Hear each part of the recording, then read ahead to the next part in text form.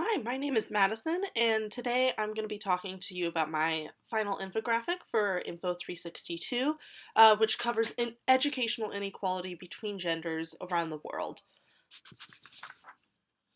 So first, let me talk about visual potential. There's 5 different types of visual potential, and visual potential is using visuals, whether that be colors, shapes, lines, anything you can see visually that isn't text, to convey deeper meaning about a topic, in order to help a reader understand a topic in a richer way.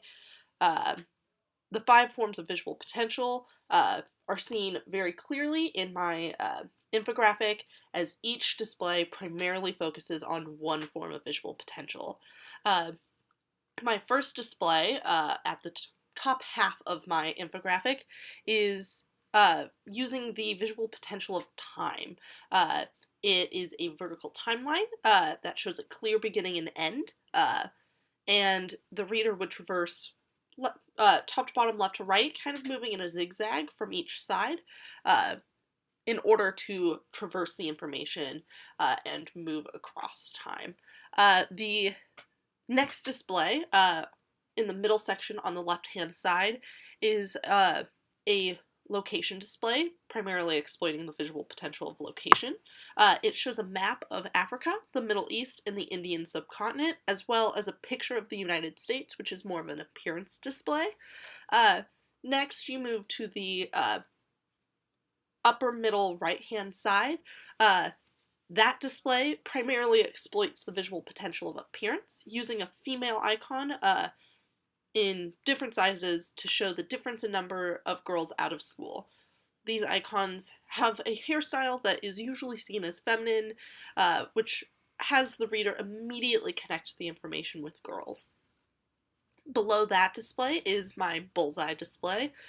This one primarily exploits the visual potential of relationships to show the connection between the various reasons girls uh, either never start school or are taken out of school, uh, and which stages of education that will be most likely to affect the girl in. The final display, filling the bottom little section of the page, primarily uses the visual potential of numbers, but also notably the visual potential of time in order to show the difference of male and female youth literacy rates globally, but also to see that over time these rates are slowly inching closer to each other. Next, this is my color model.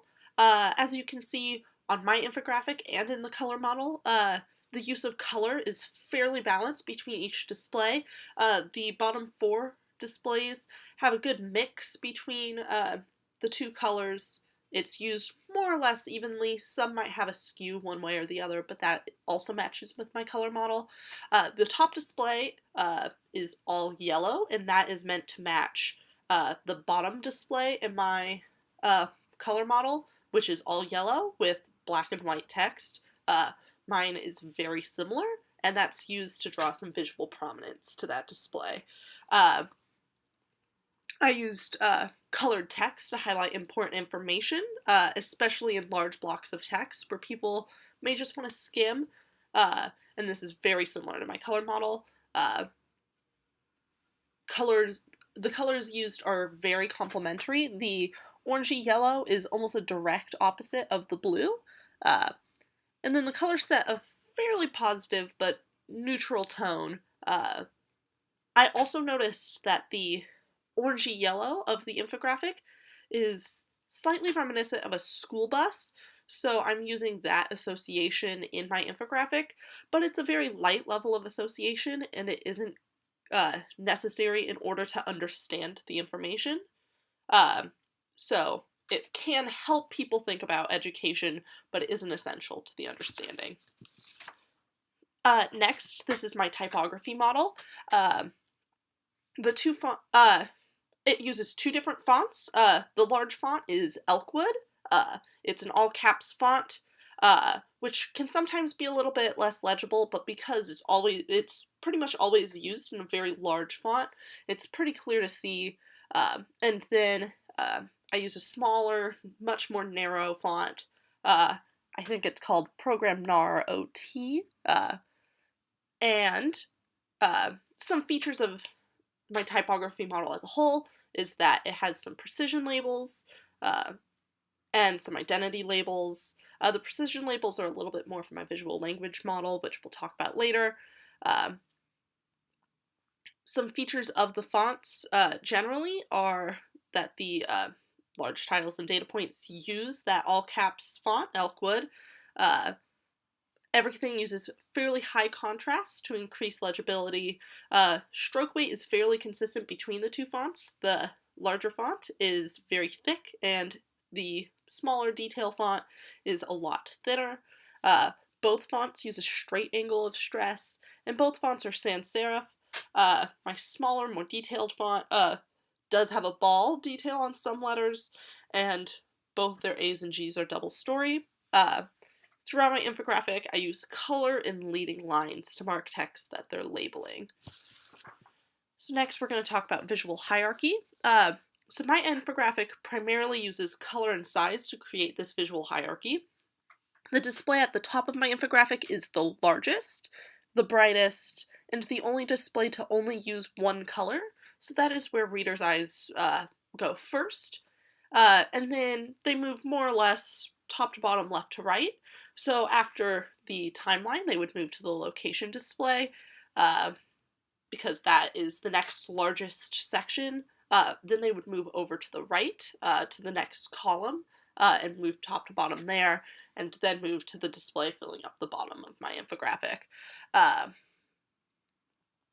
The size of each element, for the most part, gradually gets smaller in height. The only exception to this rule is my appearance display before my relationship display, but because of the structure of my columns, it makes it very clear to see that that's still the direction in which you would move.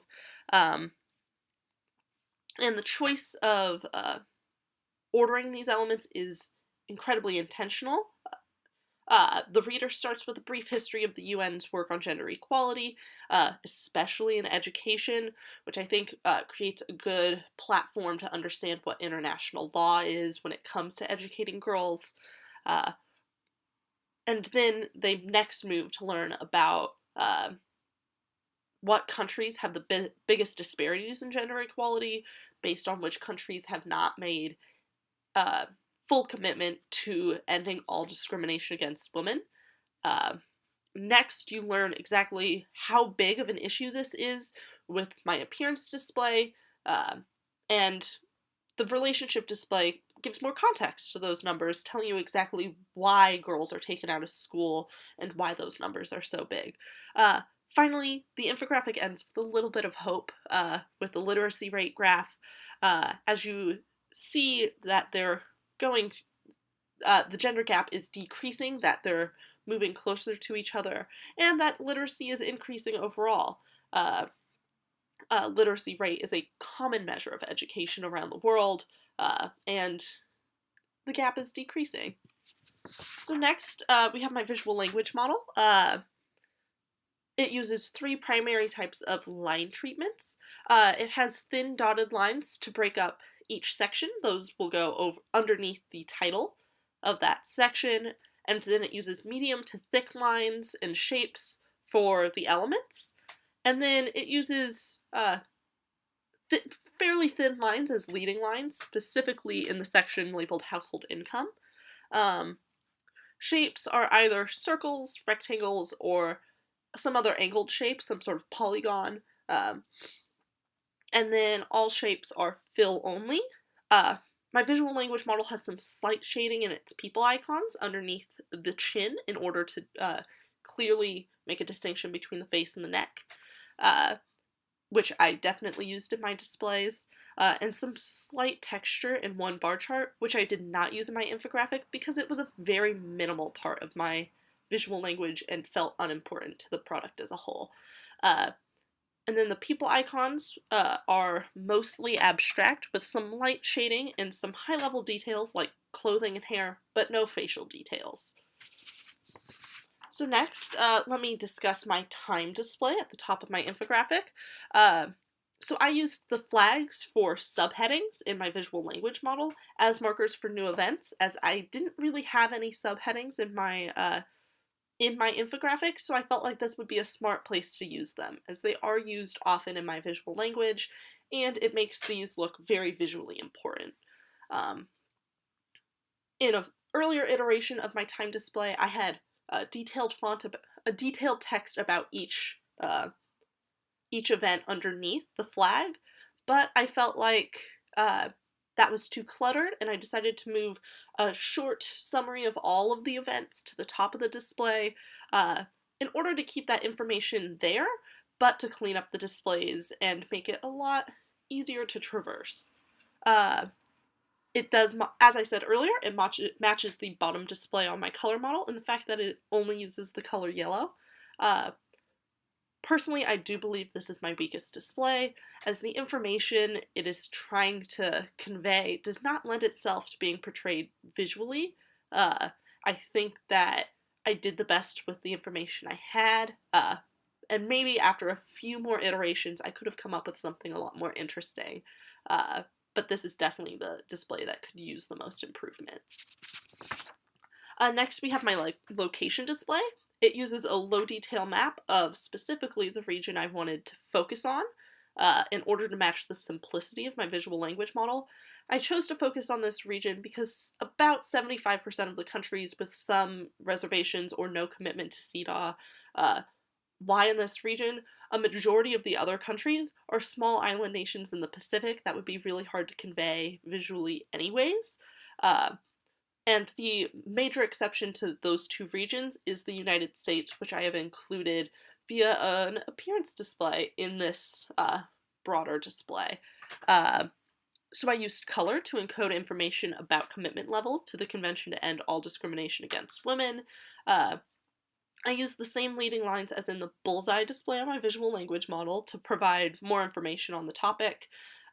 This information specifically kind of educates readers about de jure versus de facto commitment to this treaty, as some countries that have de jure commitment to this treaty actually aren't committed to gender equality in education at all and have some of the worst human rights violations when it comes to this around the world. I also used colored text that matches the title in order to highlight the most important information in all these little paragraphs so that people could skim a lot easier. Next, I have my appearance display. This appearance display is directly modeled off the people icons used fairly often in my visual language model, and it is actually the reason I chose my visual language model in the first place. So each icon is a slightly different size to correspond to the figure that they're representing. And I used the color of the figure and the icon to encode that information, so that even though they're not one on top of the other, you can see which text corresponds to which figure. And then I used the larger font, Elkwood, in order to draw visual prominence to that figure, that number, which is used very often in my typography model, where the data itself will use that larger font, and then the supporting text that tells you exactly what that number means is in that smaller detail font. Next, I have my relationship display. I modeled this very clearly out of that bullseye display on my visual language model under the section Household Income. It uses leading lines to point out what might force a girl out of school at each stage of education. As you can see, some of the lines have 2 dots, and that's because that reason applies to 2 different levels of education, and I wanted to make that very clear. I think I could have improved this display by using color to add another layer of encoding to that information, but my color model really limited my color palette. I tried using 3 shades of blue, but those weren't distinct enough to give you a really clear idea of what was going on. And also, I don't have any displays that are just blue in my color model. So instead I decided to go with this, which was the next best thing, and if I had a more expanded color palette, I would have encoded this information with color as well. Um, Here you can see my numbers display. This line chart significantly strays from my visual language model, but through my critiques, I've decided that the line graph displays the data in a very clear way. You can see the information physically converge onto one another. The lines do themselves still more or less follow my visual language model, as they are fairly clean and crisp. They're all angled, there's no curves, and it does use those icons, those precision labels that are used on my visual language model. The actual kind of background of the graph, I did model very clearly off the bottom bar graph in my visual language model, but I did try using a bar chart that would have more closely emulated my visual language model, but it appeared very cluttered on my infographic, as I had about 60 data points, and the data just wasn't as easy to see, so I did end up going with this line chart. I do use color to encode gender. I also use that slight association of blue as boy in this. Once again, that association isn't necessary to understanding the infographic as a whole, as it is still marked with the icon. And then I also use the precision labels, similar to those on the bar graphs in my visual language model, to label the endpoints, which also happen to be the minimum and maximum values of my graph, to make the information very clear, and so you can actually see the change over time in numbers as well. So next, let's talk about how I created unity and variety throughout my infographic. Unity is mainly used within elements by using similar shapes and by matching the main color of the display to the title of the display and using that text color to highlight the text in any descriptions of the topic. I also used a similar blend of colors throughout the bottom half of my infographic, which gives it some unity. To create variety, each display has its own primary shape, be it the flags of the timeline, the circles of the relationship display, or the icons of the appearance display. And each element also has a very different size, which creates a lot of variety.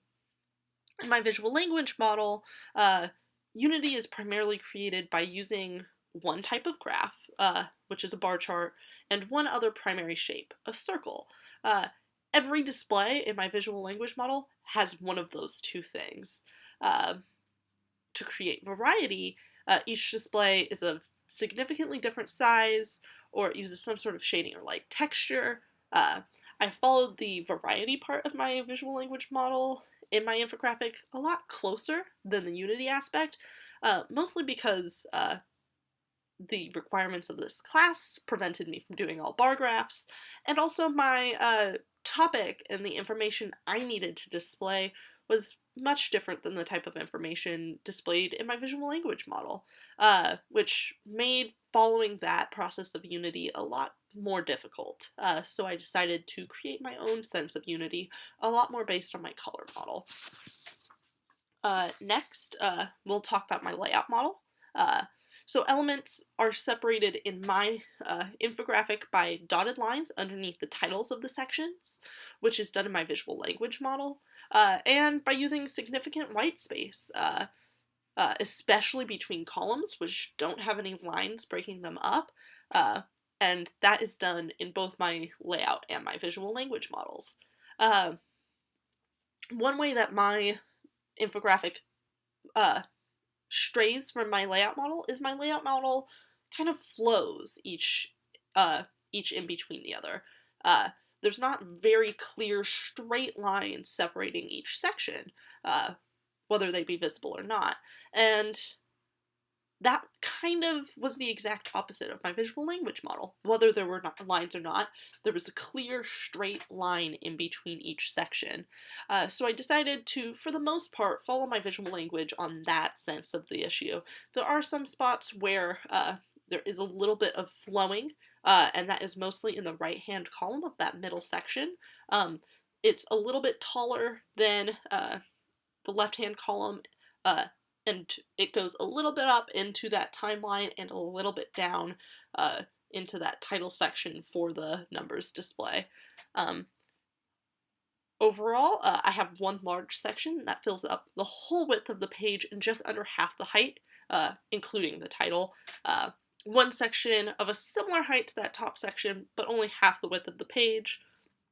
And then one section that fills about a sixth of the height and half the width, another with a third of the height and half the width, and one last section that fills about 1/8 of the height and the whole width of the page. Also in my layout model, you can see that it has a couple more displays than mine has, and that is because if I would have added more displays, especially one more bar, like kind of bar chart in the middle that takes up the whole width of the page, things would have gotten really cluttered and I wouldn't have had the space to include that white space. So I decided to keep it simple with just 5 displays, but I do feel like I emulated the overall feeling of my layout model pretty well. And finally, let's talk about alignment. So elements themselves are all left aligned, as is a majority of the text.